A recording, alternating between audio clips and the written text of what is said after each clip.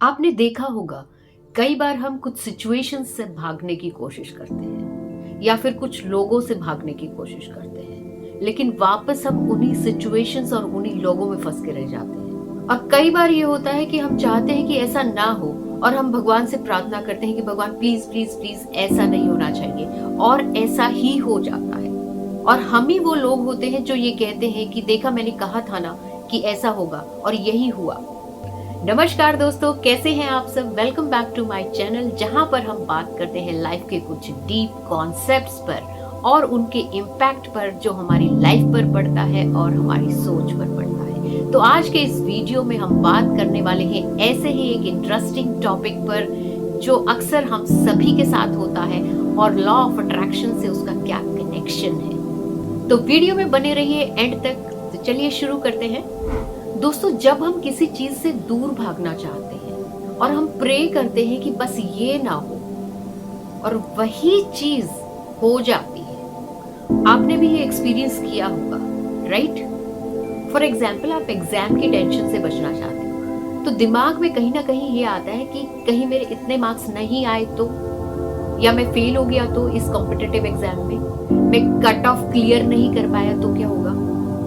कहीं ना कहीं इनसिक्योरिटीज हमें घेर लेती हैं, कहीं ना कहीं हमारे दिमाग में फेलियर का ख्याल आता है, और हम उस पॉइंट पे फोकस करते हैं कि अगर मैंने कट ऑफ क्लियर नहीं की तो क्या होगा, कहीं मेरा इंटरव्यू अच्छा नहीं गया तो क्या होगा।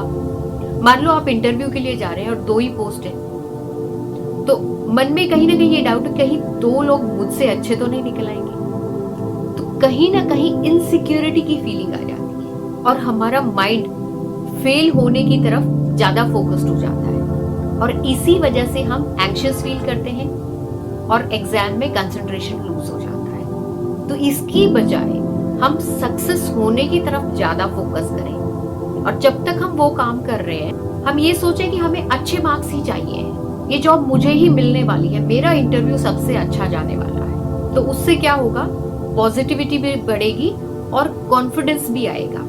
कॉन्फिडेंस आएगा, पॉजिटिव रहेंगे तो उस काम को हम अच्छे से कर पाएंगे, राइट? जबकि दूसरी तरफ क्या होता है कि कई बार कोई इंसान ने उतनी ज्यादा मेहनत भी नहीं की होती, लेकिन फिर भी वो सक्सेसफुल हो जाता है, फिर भी उसके अच्छे मार्क्स आ जाते हैं या उसका सिलेक्शन हो जाता है, क्योंकि उसका आउटलुक पॉजिटिव होता है, क्योंकि उसका एटीट्यूड पॉजिटिव होता है, वो फेलियर के बारे में सोचता ही नहीं है। लॉ ऑफ अट्रैक्शन से इसका क्या ताल्लुक है और कैसे हम इस चीज को कंट्रोल कर सकते हैं, ये सब कुछ बताने वाली हूँ। पहले थोड़ा सिचुएशंस को समझ लेते हैं। फॉर एग्जाम्पल, अगर रिलेशनशिप की बात करूँ ना, तो कभी कभी आपने देखा होगा कि हम सोचते हैं कि हमें अपने पार्टनर के साथ लड़ाई नहीं करनी है, फाइट नहीं करनी है। तो जितनी ज्यादा हम उस चीज को अवॉइड करने के बारे में सोचते हैं ना, उतनी ही ज्यादा हमें छोटी छोटी बातों पे इरिटेशन होने लगती है। और ऐसी सिचुएशन में आप कितना भी कोशिश कर ले बचने की, आखिरकार लड़ाई होकर ही रहती है, क्योंकि हमारा सारा फोकस फाइट ना होने पर है, और उसकी एनर्जी भी वही अट्रैक्ट करती है। तो फाइट जो है वो होकर ही रहती है। ऐसा क्यों? हमने तो सोचा तो ये था कि फाइट करनी नहीं है, लेकिन फिर भी लड़ाई होके रही ना। यहाँ पर यूनिवर्स की लैंग्वेज, हमारे फीलिंग्स और इमोशंस का बहुत बड़ा रोल है लॉ ऑफ अट्रैक्शन में, क्योंकि हमने अट्रैक्ट ही उस चीज को कर लिया। कैसे, ये आगे बताने वाली हूँ। यहाँ पर रेक्टिफाई क्या करना है कि आप ये ना सोचें कि मुझे फाइट नहीं करनी या वो मुझसे फाइट ना करे, बल्कि अपनी लैंग्वेज को ठीक करें कि हमारे बीच में हार्मनी है, हैप्पीनेस है, लव है, केयर है। उससे पॉजिटिविटी भी आएगी और पेशेंस भी बढ़ेगा। कुछ लोग हेल्थ के बारे में बहुत चिंता करते हैं और वो दिन भर सोचते रहते हैं कि मुझे बीमार नहीं होना है, और इसी के चक्कर में वो अपने आप को स्ट्रेस्ड और एंग्शियस फील करा लेते हैं, और ये उनके इम्यून सिस्टम को वीक कर सकता है। इसकी बजाय ये सोचा जाए या ये बोला जाए कि मैं हेल्दी और स्ट्रांग हूँ, तो ये चीज जब सबकॉन्शियस माइंड में जाती है तो वो माइंड इस तरह से काम करने लगता है, और पॉजिटिविटी के साथ इम्यूनिटी भी बूस्ट होती है। आपने देखा होगा कि जब हम जल्दी में होते हैं ना, तो हम ये सोचते हैं कि मुझे ट्रैफिक में नहीं फंसना है, ट्रैफिक नहीं मिलना चाहिए, ट्रैफिक नहीं मिलना चाहिए, और होता उसका उल्टा है। हमेशा उसी रूट पे ज्यादा ट्रैफिक मिलता है जहां पर हम जा रहे होते हैं। तो सबसे पहले तो माइंड को काम रखना है, पॉजिटिव सोच रखनी है, जैसे कि मैं टाइम पे पहुंच जाऊंगा। तो उससे क्या होगा कि माइंड शांत हो जाता है, रिलैक्स रहता है। कई बार मैंने खुद ऐसे सिचुएशंस को एनकाउंटर किया है कि जैसे ही माइंड रिलैक्स होता है ना, तो ट्रैफिक भी क्लियर होने लग जाता है। अभी रिसेंटली का एग्जांपल बताती हूँ कि मुझे एक ऑफिशियल पार्टी में जाना था। तो हमने एक टाइम फिक्स कर लिया कि हम इतने बजे चलने वाले, क्योंकि ट्रैफिक आवर्स होते हैं तो हमें इतना टाइम अप्रोक्सीमेटली लग जाएगा। अब हुआ क्या कि मुझे उसी वक्त कोई और काम आ गया, जिसकी वजह से मैं 10-15 मिनट लेट हो गई। अब हुआ क्या, जिसके साथ जाने वाली थी तो कि यार बहुत ज्यादा टाइम लग गया, अब क्या होगा, इधर से हम ट्रैफिक में फंसेंगे और फिर वहां तो आधा घंटा हम कम से कम लेट पहुंचेंगे। मैंने क्या किया, आई वॉज जस्ट रिलैक्स्ड। अब वो मेरी तरफ देख रही कि यार ये इतनी रिलैक्स कैसे है कि हमें इवेंट में जाना है और हम मतलब बिल्कुल शांत है और इतना टाइम निकल चुका है, हमारा 15 मिनट ऑलरेडी भी वेस्ट। तो मैंने क्या किया, I just set an intention कि हम लोग टाइम पे पहुंच गए हैं, और उसके बाद कुछ नहीं, मैंने सिर्फ ये सोचा और रिलैक्स हो गई, just relax, chill. And what happened then, हम लोग निकले हैं और टाइम जो हमने सेट किया था उससे भी पहले पहुंच गए हैं 2 मिनट। क्यों? क्योंकि ट्रैफिक ही नहीं मिला रास्ते में। ऐसे ही ना, जब किसी इंपॉर्टेंट प्रोजेक्ट का डेडलाइन आ जाता है सामने, तो हम फोकस करते हैं कि यार मुझे लेट सबमिट नहीं करना है, तो फोकस लेट ना हो जाए इस बात पे चला जाता है। तो यहाँ पे हमारी एनर्जीज है ना, वो स्ट्रेस में और नर्वसनेस में चली जाती है, क्योंकि हम नर्वस हो जाते हैं तो गलतियां होना शुरू हो जाती है, जिसकी वजह से क्या होगा कि स्पीड स्लो हो जाती है। इसकी बजाय हमें ये सोचना है कि मुझे ये टाइम पे सबमिट करना है। पॉजिटिव वाली अफर्मेशन। पॉजिटिविटी बढ़ेगी तो एफिशिएंसी बढ़ेगी, एफिशिएंसी बढ़ेगी तो बेटर रिजल्ट्स भी आएंगे, है ना? अब ऐसा ही पेरेंटिंग में भी होता है। क्या होता है कि पेरेंट्स अक्सर सोचते हैं कि मेरा जो बच्चा है वो गलत संगत में ना पड़ जाए, गलत लोगों के साथ ना घूमे, और इस चक्कर में क्योंकि वो ऐसा सोचते हैं तो उनके थॉट्स में ये होता है, इस वजह से वो अपने बच्चे पे एक्स्ट्रा स्ट्रिक्टनेस लगाने लग जाते हैं। तुम्हें यहाँ नहीं जाना, वहां नहीं जाना, ये नहीं करना। और उस चक्कर में क्या होता है, या तो बच्चा और ज्यादा रिबेलियस हो जाता है या फिर इनसिक्योर हो जाता है। तो ये सोचने की बजाय कि मेरा बच्चा गलत संगत में ना पड़े, आपको ये सोचना है कि मेरा बच्चा अच्छे लोगों से सराउंडेड रहे और अच्छे चॉइसेस करे। तो इससे क्या होगा, उनके अंदर ट्रस्ट और पॉजिटिविटी बिल्डअप होती है। तो ये सारे एग्जाम्पल से आप समझ गए होंगे कि ये जो चीजें हैं ये हमारे लाइफ के हर एरिया में काम करती है। तो अब समझते हैं कि कैसे ये सब होता है। तो सबसे पहले मैं आपको समझाना चाहूंगी कि इसके पीछे की साइकोलॉजिकल रीजन क्या है। देखिए, जब हम किसी चीज से दूर भागने की कोशिश करते हैं या फिर हमें जो चीज अपनी लाइफ में नहीं चाहिए होती है, तो हमारा पूरा फोकस उसी पर होता है, हम कॉन्स्टेंटली उसी के बारे में सोच रहे होते हैं, तो हमारा फोकस और हमारी एनर्जीज उसी पर लगी होती हैं जो हमें नहीं चाहिए होता है, राइट? अब क्योंकि हम कॉन्स्टेंटली उस चीज के बारे में सोचे जा रहे हैं, तो हमारा सबकॉन्शियस माइंड उस पार्ट को पिक कर लेता है जो हमें नहीं चाहिए,